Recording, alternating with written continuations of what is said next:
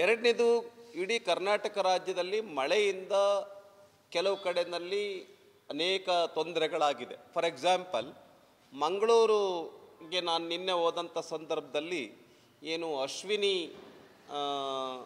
ಈಗ ಹಾಸ್ಪಿಟಲಲ್ಲಿ ಇದ್ದು 2 ಕಾಲುಗಳನ್ನು ಆಪರೇಷನ್ ಮಾಡಿ 2 ಕಾಲುಗಳನ್ನು ಕಟ್ ಮಾಡಿದ್ದಾರೆ.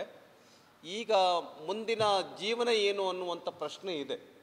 ಈಗ ಅಶ್ವಿನಿ ತನ್ನ 2 ಮಕ್ಕಳನ್ನು ಕಳ್ಕೊಂಡಿದ್ದಾಳೆ, ತನ್ನ ಅತ್ತೆಯನ್ನು ಕಳ್ಕೊಂಡಿದ್ದಾಳೆ, ಮಾವ ಸಾವು ಬದುಕಿನ ಮಧ್ಯದಲ್ಲಿ ಹೋರಾಟ ಮಾಡ್ತಾ ಇದ್ದಾರೆ. ಅಶ್ವಿನಿಯವರ ಕುಟುಂಬ ಬಹಳ ಕಷ್ಟದ ಸಂಕೋಲೆಯಲ್ಲಿ ಇದೆ. ಆದ್ದರಿಂದ ನಾನು ಮಾನವೀಯತೆ ದೃಷ್ಟಿಯಿಂದ ನಾನು ಆಗ್ರಹಪಡಿಸ್ತೇನೆ, ಅಶ್ವಿನಿಯವರಿಗೆ ಇನ್ನೊಂದು ವಾರದಲ್ಲಿ ಸತ್ಯ ಏನು ಅಂತ ಗೊತ್ತಾಗತ್ತೆ. ಈ ಉದಾಹರಣೆಗೆ 2 ಕಾಲು ಆಪರೇಷನ್ ಆಗಿರೋದ್ರಿಂದ ಅವರಿಗೆ ಸ್ವಲ್ಪ ಮೆಡಿಸಿನ್ಸು ಈ ಥರದ್ದೆಲ್ಲ ಕೊಟ್ಟಿರೋ. We at East Point Group of Institutions offer a wide range of courses that provide limitless opportunities, building skills over 2 decades. ಅದರಿಂದ ಆ ಒಂದು ನೋವಿನ ಹಿನ್ನೆಲೆಯಲ್ಲಿ ಸತ್ಯ ಏನು ಅಂತ ಅವ್ರ ಮನೆಯಲ್ಲಿ ಮಕ್ಕಳು ತೀರೋಗಿರೋದನ್ನು ಇನ್ನೂ ಹೇಳಿಲ್ಲ. ಆದರೆ ಸತ್ಯ ಹೊರಗಡೆ ಬಂದೇ ಬರುತ್ತೆ, ಹೇಳಲೇಬೇಕು. ಅತ್ತೆ ತೀರು ಹೋಗಿರೋದು, ಮಕ್ಕಳು ತೀರು ಹೋಗಿರೋದು ಕೂಡ ಗೊತ್ತಾಗತ್ತೆ.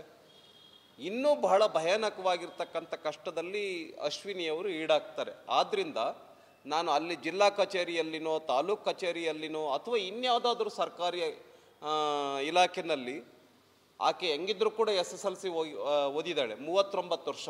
ಆಕೆಗೆ ಮಾನವೀಯ ಹಿನ್ನೆಲೆಯಲ್ಲಿ ಮಾನವೀಯತೆಯ ಆಧಾರದ ಮೇಲೆ ಒಂದು ಸರ್ಕಾರಿ ನೌಕರಿಯನ್ನು ಅಶ್ವಿನಿ ಅವರಿಗೆ ಕೊಡಬೇಕು ಅಂಥೇಳಿ ನಾನು ಸರ್ಕಾರಕ್ಕೆ, ಮುಖ್ಯಮಂತ್ರಿಗಳಲ್ಲಿ ಪ್ರಾರ್ಥನೆಯನ್ನು ಮಾಡ್ತೇನೆ. ನಾಳೆ ನಾನು ಕಲಬುರಗಿಗೆ ಹೋಗ್ತೇನೆ. ನಾನೀಗ ಆಲ್ರೆಡಿ ಸ್ಪಷ್ಟ ಮಾಡಿದ್ದೇನೆ, ನಾನು ಉದ್ದೇಶಪೂರ್ವಕವಾಗಿ ಅಲ್ಲಿನ ಜಿಲ್ಲಾಧಿಕಾರಿಗಳೇನು ಅಲ್ಲಿ ಆಡಳಿತ ಕುಸಿದೋಗಿರ್ತಕ್ಕಂಥದ್ದು, ಲಾ ಆ್ಯಂಡ್ ಆರ್ಡರ್ ಸಂಪೂರ್ಣವಾಗಿ ಕುಸಿದೋಗಿರೋದು, ಮತ್ತು ನಮ್ಮ ವಿಪಕ್ಷ ನಾಯಕರನ್ನು 5 ಗಂಟೆ ನೀವು ಅಲ್ಲಿನ ಪ್ರವಾಸಿ ಮಂದಿರದಲ್ಲಿ ಹಾಕ್ತಾರೆ ಅಲ್ಲಿನ ಕಾಂಗ್ರೆಸ್ಸಿನ ಕಾರ್ಯಕರ್ತರು ಅಂತ ಹೇಳಿದರೆ ಜಿಲ್ಲಾಡಳಿತ ಏನು ಮಾಡ್ತಾ ಇದೆ ಅನ್ನುವಂಥ ಪ್ರಶ್ನೆ ಮಾಡೋಂಥ ಭರದಲ್ಲಿ ಅವ್ರ ಜಿಲ್ಲಾಧಿಕಾರಿಗಳೇನು ಇಲ್ಲಿ ಕೆಲಸ ಮಾಡ್ತಿದ್ದಾರೋ ಪಾಕಿಸ್ತಾನದಿಂದ ಬಂದಿದ್ದಾರೋ ಅನ್ನುವಂಥದ್ದನ್ನೇ ಹೇಳಿದ್ದೆ. ಇದನ್ನು ತಪ್ಪಾಗಿದೆ, ನಾನು ಹೇಳ್ಬಾರ್ದು ಆಗಿತ್ತು ಅಂತ ನಾನು ಆಲ್ರೆಡಿ ಹೇಳಿದ್ದೇನೆ. ನಾನು ಉದ್ದೇಶಪೂರ್ವಕವಾಗಿ ಖಂಡಿತ ಯಾವುದೇ ಸಂದರ್ಭದಲ್ಲಿ ನಾನು ಹಿಂದೆ ಮಾತಾಡಿಲ್ಲ. ನನ್ನ ಟ್ರ್ಯಾಕ್ ಹಿಸ್ಟ್ರಿಯನ್ನು ನೋಡಲಿ ಸರ್ಕಾರ. ಆದ್ದರಿಂದ ನಾನು ನಾಳೆ ಅಲ್ಲಿನ ಪೊಲೀಸ್ ಇಲಾಖೆ ಏನು ಕರೆದಿದೆ, ನಾನು ಹೋಗಿಬಿಟ್ಟು ವಿಚಾರಣೆಗೆ ಒಳಪಡ್ತೇನೆ.